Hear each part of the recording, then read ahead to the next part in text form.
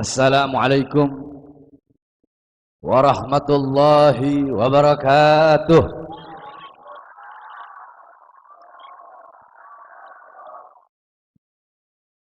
Alhamdulillah. Alhamdulillahil qawiyyi sultanuh, al-wadihil burhanuh, al-mabsut fil wujud karamuhu wa ihsanuh. Allahumma salli wa sallim wa barik wa karrim wa azzim ala nuril anwar wa sirril asrar wa tiryakil aghyar wa miftahi babil yasar sayyidina wa maulana Muhammadinil Mukhtar wa alihil athhar wa ashabihil akhyar adada ni'amillahi wa ifdalih, amma ba'd. Yang saya cintai, yang saya muliakan, para alim ulama, para habaib, para kiai, para asatid, para tokoh masyarakat, segenap aparat pemerintah, wabil khusus keluarga besar sahibul hol Al-Habib Muhammad As-Segaf, seluruh putra putri beliau beserta seluruh keluarga besar almarhum, beserta yang saya cintai, yang saya muliakan, segenap panitia peringatan haul dan maulid Nabi besar Muhammad sallallahu alaihi wasallam, beserta seluruh hadirin hadirat, bapak-bapak, ibu-ibu, khususnya para pemuda-pemudi umat baginda Nabi besar Muhammad yang selalu dimuliakan oleh Allah Subhanahu wa taala. Alhamdulillah, segala puji dan syukur kehadirat Allah Subhanahu wa taala, yang dimana Allah Subhanahu wa taala mengumpulkan kita semua duduk di tempat yang penuh dengan keberkahan ini, duduk di tempat yang dimana tempat ini menjadi tempat turunnya rahmat, tempat ini menjadi tempat turunnya kasih sayang, tempat ini menjadi tempat turunnya maghfirah, tempat ini menjadi tempat turunnya pengampunan dari Allah Subhanahu wa taala. Sebab duduknya kita di ini majelis memuliakan Nabi Muhammad, duduknya kita di ini majelis mengagungkan Nabi besar Muhammad sallallahu alaihi wasallam, duduknya kita di ini majelis memuji Nabi besar Muhammad, duduknya kita di ini majelis bersalawat kepada baginda Nabi besar Muhammad. Lidah-lidah kita basah dengan memuji Nabi, lidah-lidah kita basah dengan memuliakan Nabi, lidah-lidah kita basah dengan bersolawat kepada baginda Nabi besar Muhammad. Sehingga lidah-lidah yang di dunia basah dengan memuji Nabi, basah dengan memuliakan Nabi, basah dengan bersolawat kepada Nabi, kelak di akhirat lidah-lidah tersebut akan menjadi lidah-lidah yang basah dengan telaga Al-Kautsarnya baginda Nabi besar Muhammad. Saudara-saudara sekalian yang dimuliakan oleh Allah Subhanahu wa taala, pada kesempatan yang mulia ini saya tidak akan lama, saya cuma sebentar, karena saya udah 1,5 bulan kurang lebih sakit. Kemudian saya udah nggak begadang, jadi pola hidup sehat. Udah nggak begadang, udah nggak minum kopi, rokoknya dikurangin. Alhamdulillah. Sebab tidak tahu nilainya seseorang itu, manusia itu, mereka tidak tahu nilainya sehat. Ketika mereka sehat, mereka tidak tahu. Tapi ketika mereka telah kehilangan nikmat sehat, baru mereka sadar, baru mereka tahu begitu bernilai dan berharganya kesehatan yang telah Allah Subhanahu wa taala berikan. Yakni tidak ada yang tahu nilainya mata kecuali orang-orang yang buta. Tidak ada yang tahu nilainya telinga kecuali orang-orang yang tuli. Tidak ada yang tahu nilainya lidah kecuali orang-orang yang bisu. Nah, kita ketika masih sehat, saya ketika masih sehat, saya forsir semalam ceramah 7 tempat, 8 tempat, 9 tempat, 10 tempat, sampai 13 tempat. Pernah saya ceramah 1 hari 4 provinsi. Saya yakni saya forsir, masih sehat, forsir ceramah terus, begadang terus, nikah terus. Ketika sudah sakit, baru saya tahu begitu bernilai dan berharganya kesehatan yang Allah Subhanahu wa taala berikan. Makanya ini juga menjadi pelajaran bagi kita semua, yakni ikhtanim khamsan qabla khamsin. Manfaatkan 5 perkara sebelum datang 5 perkara yang lain. Syababaka qabla haramika. Manfaatkan masa mudamu sebelum engkau datang masa tuamu. Mumpung engkau masih muda, gunakan masa muda yang Allah Subhanahu wa taala berikan untuk berbuat taat, untuk patuh kepada Allah Subhanahu wa taala, untuk menjalankan syariat Allah, untuk mengikuti sunnah-sunnah baginda Nabi besar Muhammad, untuk duduk di majelis-majelis ilmu, untuk duduk di majelis-majelis zikir. Mumpung kau masih muda, nanti kalau engkau sudah tua, kehilangan engkau masa mudamu, baru engkau tahu begitu bernilainya, begitu berharganya masa muda yang telah Allah Subhanahu wa taala berikan. Dan seseorang tidak akan tahu bernilai dan berharganya masa muda ketika dia masih muda. Ketika dia sudah tua alias kehilangan masa mudanya, baru dia tahu begitu bernilai dan berharganya masa muda yang Allah Subhanahu wa taala berikan. Wa ghinaka qabla fagrika. Manfaatkan masa kayamu, masa berhartamu sebelum datang masa miskinmu. Sebelum datang masa engkau habis engkau punya harta benda, habis engkau punya nafkah. Kemudian wa faraghaka qabla syughlika. Manfaatkan masa luangmu sebelum datang masa sibukmu. Wa sihhataka qabla sagamika. Manfaatkan masa sehatmu sebelum datang masa sakitmu. Wa hayataka qabla mautika. Dan manfaatkan masa hidupmu sebelum datang masa matimu. Seseorang tidak akan tahu nilai 5 perkara tersebut kecuali mereka telah kehilangan daripada 5 perkara tersebut. Makanya saya nggak bisa lama, walaupun sedikit, insya Allah bermanfaat. Hadirin sekalian yang dimuliakan oleh Allah Subhanahu wa taala. Nabi kita, Nabi besar Muhammad sallallahu alaihi wasallam, ketika beliau haji wada, haji yang terakhir, ketika selesai haji wada, Rasulullah sallallahu alaihi wasallam beliau bersabda, yang dimana dalam hadis dijelaskan, karena inna Rasulullah sallallahu alaihi wasallam khataba amaman nas yauman nahr faqala ayyu yaumin hada faqalu yaumun haram faqala ayyu baladin hada faqalu baladun haram faqala ayyu syahrin hada faqalu syahrun haram faqala inna dima'akum wa amwalakum wa a'radakum alaikum haram kaharami yaumukum hada wa bala fi baladikum hada wa fi syahrikum hada. Rasulullah sallallahu alaihi wasallam ketika haji wada, beliau tengah berkhutbah di hadapan manusia. Beliau berkhutbah di hadapan umatnya. Beliau berkata, ayyu yaumin hada, hari apa ini? Kemudian para sahabat menjawab, yaumun haram, ini hari adalah hari haram. Ayyu baladin hada, tanah apa ini? Faqalu, para sahabat menjawab, baladun haram, ini adalah tanah haram. Faqala, Nabi Muhammad kembali berkata, ayyu syahrin hada, bulan apa ini? Faqalu, sahabat menjawab, syahrun haram, bulan haram, yakni bulan Dzulhijjah. Hari ini hari haram, yakni 10 Dzulhijjah. Tanah ini tanah haram, yakni Makkah dan Madinah, haramain. Nah, kemudian Rasulullah berkata, inna dima'akum, sesungguhnya darah-darah kalian, wa amwalakum, harta benda kalian, wa a'radakum, kehormatan-kehormatan kalian, itu haram atas sesama kalian, sebagaimana haramnya hari ini, sebagaimana haramnya tanah ini, dan sebagaimana haramnya bulan ini.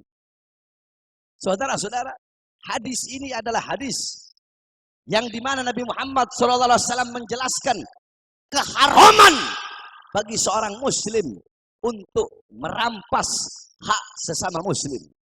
Haram bagi seorang muslim untuk merampas, mengambil, merampok, menjatuhkan kehormatan-kehormatan sesama muslim, menjatuhkan darah sesama muslim, merampas, merampok, nyolong hak-hak sebagai sesama muslim. Jadi tegas dalam Islam. Islam sangat-sangat melarang keras bagi seorang muslim untuk mengambil hak saudaranya atau mengambil tanah saudaranya, mengambil harta benda sesama saudaranya. Bahkan dengan jelas Rasulullah SAW beliau bersabda, jangankan harta benda, sampai-sampai Rasulullah SAW beliau mengatakan, man akhada minal ardi shibran, barang siapa yang mengambil sejengkal tanah daripada tanah saudaranya, bighairi hakihi, tanah yang bukan haknya, sejengkal dia ambil, apa kata Rasulullah? Khusifa bihi yaumal qiyamah, maka kelak di akhirat, kelak pada hari kiamat, khusifa bihi yaumal qiyamah ila sab'il ardin, kelak pada hari kiamat akan Allah tenggelamkan dia sampai pada langit ketujuh. Dalam hadis yang lain, Rasulullah SAW beliau mengatakan, manik tato'a minal ardi shibron, manik tato'a shibron minal ardi zulma, barang siapa yang mengambil sejengkal tanah, mengambil sejengkal tanah dengan cara yang zalim, dengan cara yang licik, dengan cara merampas, dengan cara mencuri, dengan cara nyolong, dengan cara yang tidak adil, dengan cara yang curang. Apa kata Rasulullah SAW? Tawwaqahullah iyyahu, maka Allah Subhanahu wa taala akan mengalungkan kepadanya yaumal qiyamah min sab'il ardin, Allah kalungkan kepada orang yang mengambil sejengkal tanah saudaranya tersebut dengan cara yang zalim, akan Allah kalungkan padanya kelak pada hari kiamat. Allah kalungkan 7 lapis bumi, 7 bumi Allah kalungkan di lehernya, saudara-saudara. Begitu dahsyat mengambil hak orang lain. Itu cuma sejengkal tanah, saudara-saudara. Maka bagaimana jikalau kita mengambil rumah mereka? Bagaimana jikalau kita mengambil tanah mereka? Saudara-saudara sekalian yang dimuliakan oleh Allah Subhanahu wa taala, sebagaimana yang kita ketahui, pada akhir-akhir ini telah ramai saudara-saudara kita di Batam yang dimana tanah mereka dirampas, saudara-saudara. Tanah mereka dirampas, hak mereka dirampas dengan mengatasnamakan negara, mengatasnamakan pemerintah. Saudara-saudara sekalian yang dimuliakan oleh Allah. Makanya karena itulah selama ini saya, Habib Rizik, Habib Hanif, selama ini kami selalu menyuarakan untuk melawan kezaliman, untuk melawan ketidakadilan, untuk melawan kesewenang-wenangan. Inilah yang kita khawatirkan, saudara-saudara. Atas nama negara mereka merampas harta rakyat, atas nama negara mereka merampas harta pribumi, atas nama negara mereka mendukung pembangunan-pembangunan yang didukung oleh cukong, atas nama negara mereka menumpahkan darah rakyat, atas nama negara mereka nyolong harta rakyat, atas nama negara mereka pro kepada asing, mereka pro kepada asing, sehingga mengorbankan pribumi Indonesia, mengorbankan rakyat, rakyatnya jadi korban, harta mereka jadi korban, rumah mereka jadi korban. Terus mereka mengatasnamakan negara, mengatasnamakan pemerintah. Negara dari mana? Ini bukan negara, tapi kezaliman. Saudara-saudara, ini negara Indonesia bukan milik presiden, betul? Betul. Negara ini bukan milik partai politik manapun, betul? Indonesia bukan miliknya PDI, bukan miliknya PKB, bukan miliknya P3, bukan miliknya Gerindra, bukan miliknya PKS, bukan miliknya PAN, bukan miliknya Golkar, bukan milik partai manapun, bukan milik organisasi manapun, tetapi Indonesia milik kita, bangsa dan rakyat Indonesia, saudara. Betul. Makanya saya tanya, ketika ada yang mengatasnamakan pemerintah, yang mengatasnamakan negara, tetapi merampas harta rakyatnya, merampas harta benda rakyatnya, itu dibenarkan atau tidak? Dibenarkan atau tidak? Zalim apa tidak? Zalim apa tidak? Biadab apa tidak? Adil apa tidak? Apakah kita akan membiarkan kezaliman terus merajalela? Hah?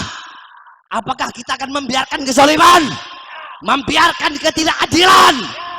Oleh karenanya kita, masyarakat Bogor, kita, masyarakat Jawa Barat, kami sampaikan, wahai masyarakat Melayu Rempang, wahai saudara-saudara kami, masyarakat Melayu Rempang, kami masyarakat Bogor, masyarakat Jawa Barat, demi Allah, kami tidak rela dengan ketidakadilan yang menimpa kalian.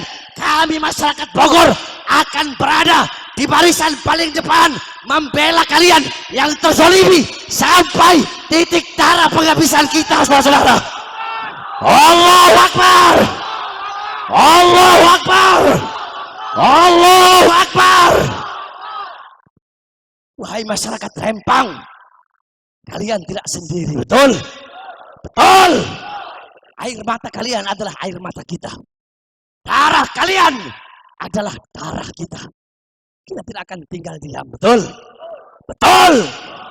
Kami akan melawan sampai titik darah penghabisan. Sekalipun saya harus dipenjara, sekalipun kita harus mati, kita bangsa dan rakyat Indonesia tidak akan pernah rela melihat sesama saudara kita dizolimi, saudara-saudara. Hak mereka dirampas, rumah mereka dirampas, betul?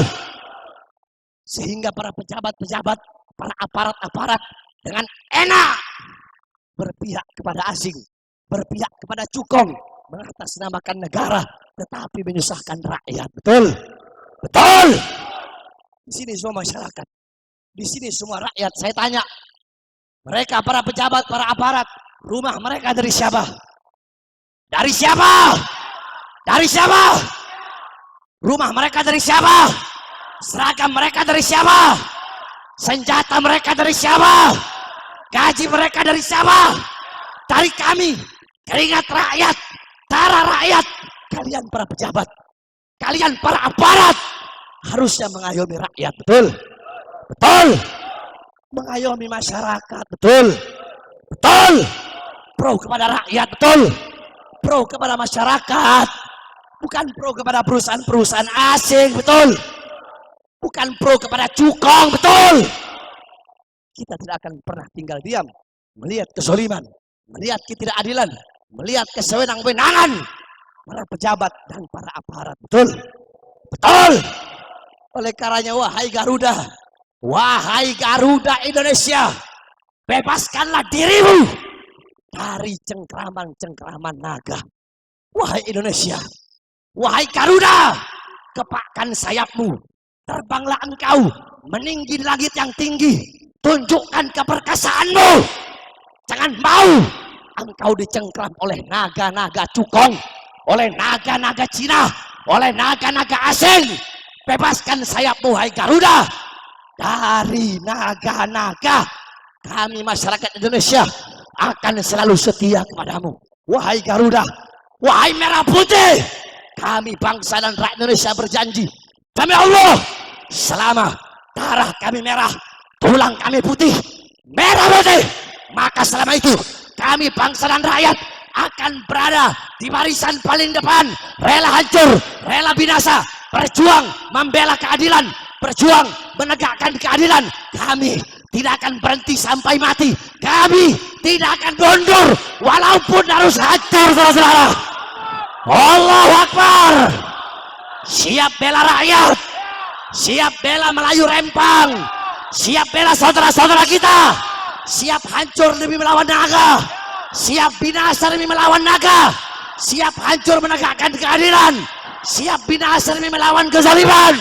Allahu Akbar, Allahu Akbar, Allahu Akbar.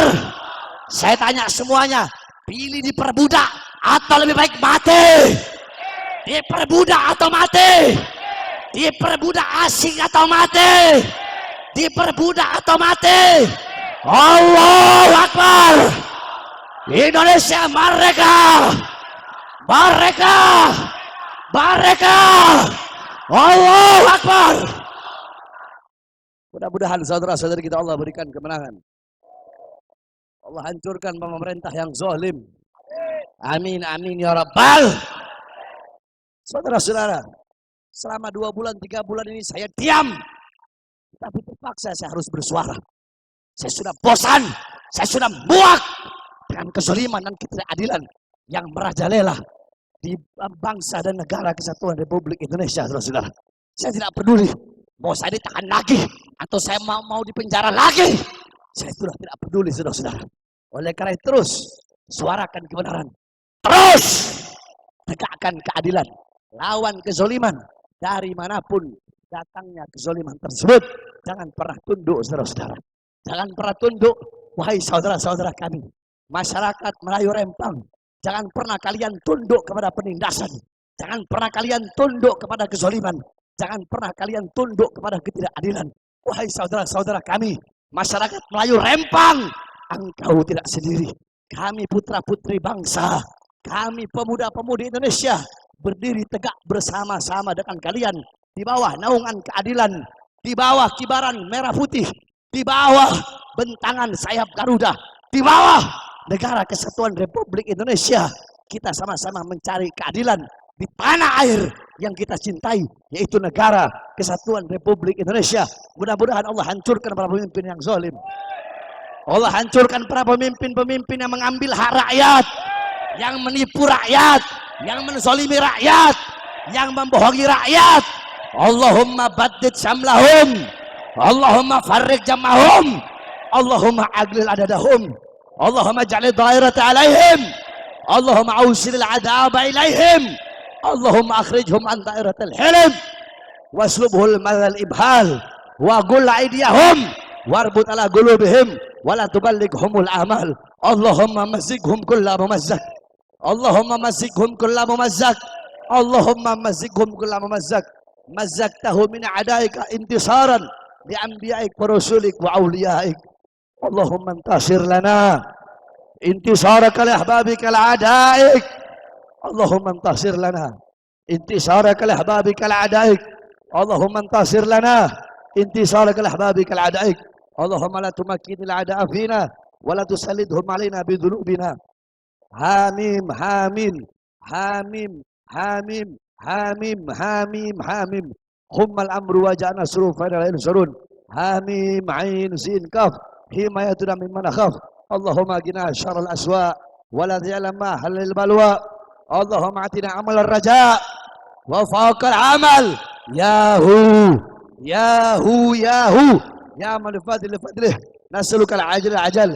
Ilah al-ijabat al-ijabah. Ya man ajaba Nuhan fi qaumih wa ya marada Yusuf la ya marada Yusuf la Yaqub, ya man kashafa dur Ayub, ya man ajaba da'wat Zakaria, ya man qabla tasbih Yunus ibn Matta. Nas'aluka bi surah hadhihi da'wat an taqabbala ma bina'unak wa an tu'tina ma sa'alnak anjizna wa'dal jiwata li badikal mu'minin. La ilaha illa anta subhanaka inni kuntu minadh dhalimin.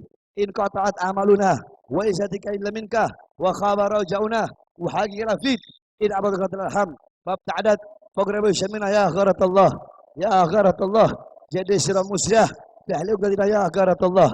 Adatil ajuna wa jar wajallahu mujirah wa kafa billahi waliya wa kafa billahi nasira wa hasbunallahu ni'mal wakil wa la hawla wa la quwwata illa billahi al-aliyyil azim.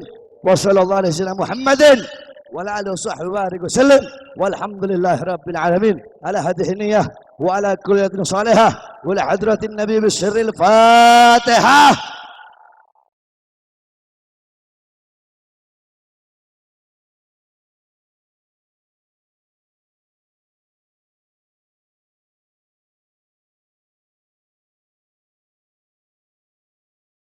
Jadi saudara-saudara, hukum mengambil hak orang lain adalah hak haram. Jangankan mengambil rumah mereka, harta benda mereka, tanah mereka, ngambil sejengkal tanah yang bukan haknya saja, di akhirat Allah Subhanahu wa taala tenggelamkan dia sampai bumi ketujuh. Dalam hadis yang lain Allah kalungkan pada lehernya 7 lapis bumi.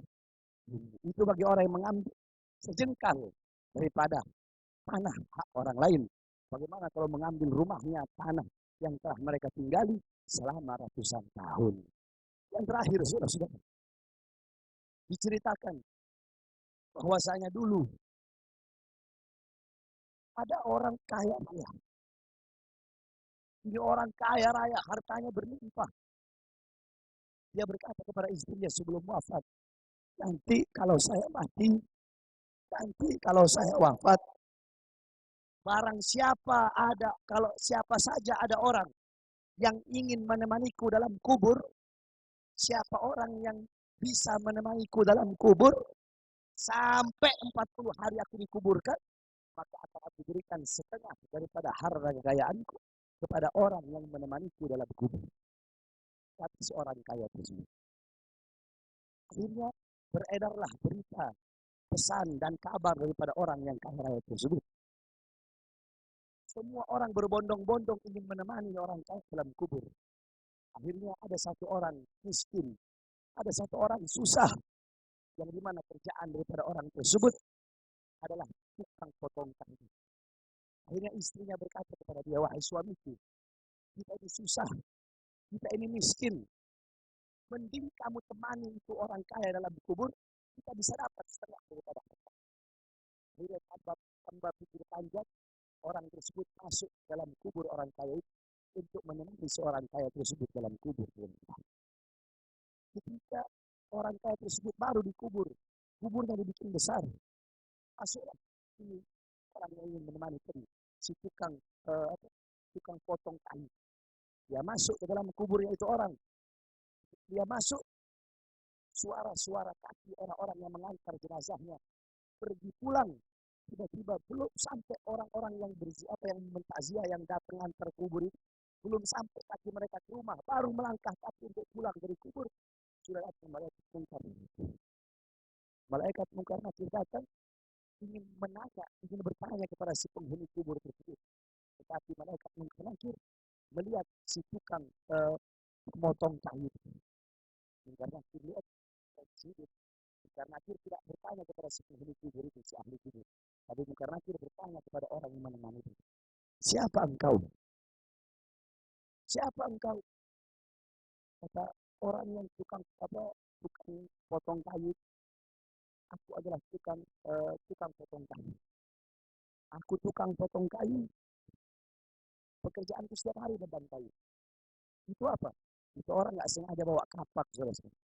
Itu orang nggak sengaja bawa kapak. Dia bilang ini kapak. Itu kapak kamu dapatkan dari mana? Ini kapak aku dapatkan dari orang. Gagangnya terbuat dari apa? Gagangnya terbuat dari kayu. Kapaknya terbuat dari apa? Kapaknya terbuat dari besi. Besinya kamu dapat dari mana? Besinya saya pesan dari tukang besi. Berlalu sampai besok. Besok malaikat mungkar lagi tanya lagi. Terus kapak itu untuk apa? Kapak ini aku gunakan untuk memotong kayu. Kayu yang kamu potong, kayunya berada di mana? Kayunya berada di sana. Itu kayu milik siapa? Oh, itu kayu tidak ada di sini. Terus sampai hari ketiga, malaikat mungkar lagi masih bertanya tentang kapak. Terus hasil dari apa engkau memotong kayu dengan kapak tersebut, kayunya kau buat apa? Kayunya saya jual. Kau jual kepada siapa? Terus. Selama 40 hari, malaikat mungkar nakir bertanya tentang kapak orang tersebut.